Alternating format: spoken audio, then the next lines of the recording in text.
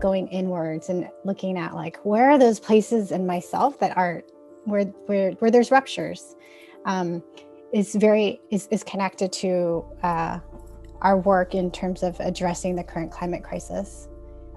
And Pope Francis has done, it has been such a gift for us. There's so often in Laudato Si, he talks about how interconnected peace, justice, and creation care are. Like, there's just no way to separate them. And the line of like the interior deserts within are what's causing the desertification outside. That it's really because we're so disconnected from ourselves, we're creating that kind of violence against ourselves, that we're creating violence outside. And so this interior work of, whether through prayer or reflection, examine, is really critical to addressing the systemic issues of our time. And I think that was such a powerful message of Laudato Si, that our environmental crisis is actually a spiritual crisis. We can create, technological solutions, but in the end, we're not going to fully address it until we address what's at the core, which is kind of the ways that our hearts are broken or are hungry. And so nonviolence for me has provided some language around that. Two questions coming out of the Rwanda genocide has really shaped my understanding and appreciation of the Bible. One was, at the height of the genocide, the Pope sent the head of the Pontifical Council for Christian Unity to Rwanda, and he asked the people gathered whether the blood of tribalism was deeper than the waters of baptism. For me, that is a haunting question. How come we Christians are readily able to kill one another in spite of the bonds of baptism? The second question was by a bishop that I met in Rwanda on one of my research trips, and I taken a group of students, and he was talking about the experience of genocide in his churches, how many of his parishioners actually participated in the killing. And then he turned to us and said, the most basic challenge for us Christians is, how do we form Christians who can say no to killing? For me, those are two haunting questions that have really, in a way, led me to see that from a Christian point of view, we need to pay more attention to what the story of God is, redeeming the world in non-violent ways. And that has made me carry on research in Eastern Africa, in parts of Africa, where I've discovered incredible stories, incredible people, incredible witnesses of this way of God, of this way of Christ, of this way of non-violence that has even led me deeper into that appreciation of non-violence. I was 13 years old in 1981, where I witnessed myself the San Pedro Cathedral. It's a Catholic church in my city, in Davao City. I saw for my own eyes how it actually blew up. So this was after a mass that I attended, and when a passenger jeep was actually passing the front of the church, then I saw the bomb blew off.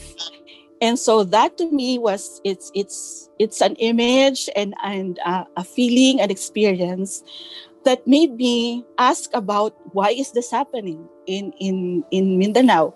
Why is this that there is this acts of wanton violence that actually hurt people? And so that became for me an awakening. And I said, what can I do in this situation?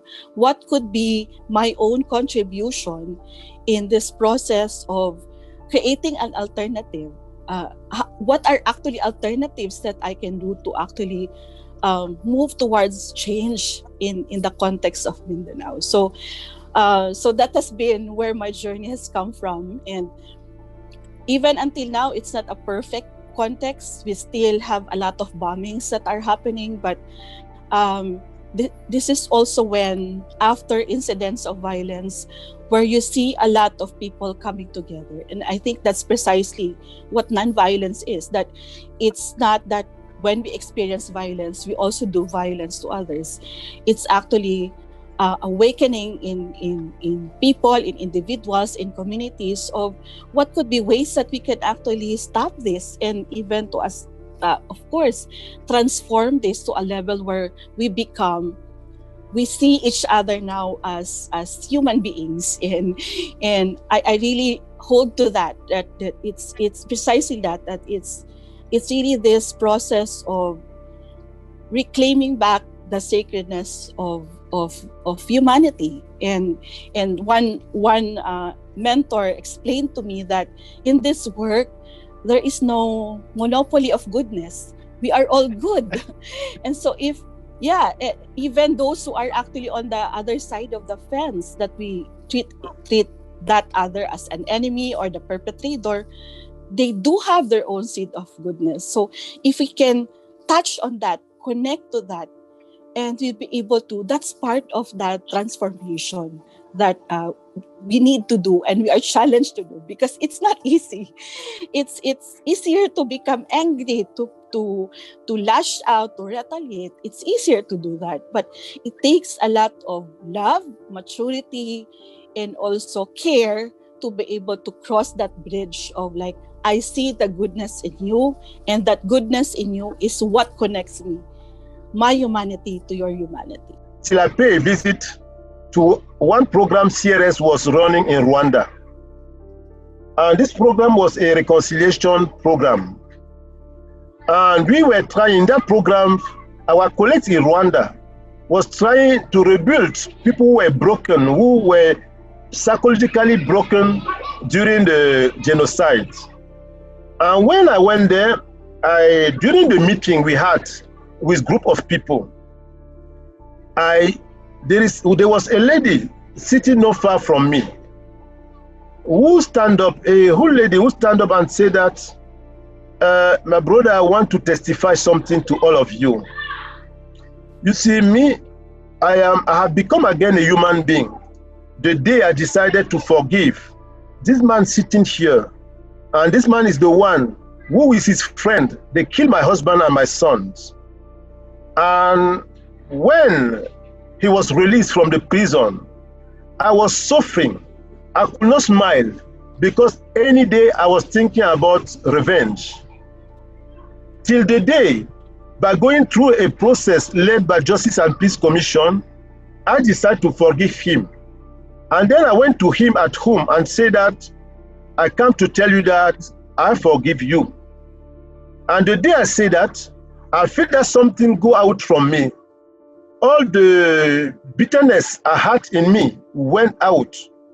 And I started again to think that something good could happen to me in life. So the fact that I went to him and just tell him that I forgave him was the started process of my personal healing. And the guys himself started up and say, myself, I knew I was not a human being till the day this lady came and decided that she's coming to forgive me. I did not believe in her. But time to time, she came back and say, I want you to become a human being again. And finally, himself said, I really regret everything I did. And today, this woman and myself, we are trying to show to others that we can still have hope to live together and to rebuild together. And this for me was one of the turning points in my way of viewing non-violence, the way I was explaining it. Because I discovered that non-violence is also a healing process. A healing process that brought me, even if as human being, every person, when you are frustrated, when you have gone through violence, you can be traumatized. You can have also negative response. But when you succeed to have a positive response, a response that keep you stay up as a human being, and also continue also to elevate the humanity of the person who violated your own dignity, this brings you to be healed yourself. And this gives you more life, more happiness life. And so this is one of the many experiences I have gone through during the workshop, during the meetings, that brought me to believe and really to fully believe that the best way of dealing with the various crises we have in the world is the non-violence way of doing it. I feel it every time I pass through the checkpoint and the soldiers treat me in a bad way, and even my children. I think of this verse. I used to tell myself, I need to love them because they are created on God's image. But I need to hate and work and defend and do everything I can do in order to stop what they are doing in a bad way. I hate their actions. I cannot say I love their actions. I hate them, but I love every human being because they are created on God's image. And I think this is not easy, especially the way we are living. Every day I'm facing the soldiers or the wall or the checkpoint. Every time I have I feel that I'm really angry. I feel that I hate them. But if I don't really work on myself, I will hurt myself.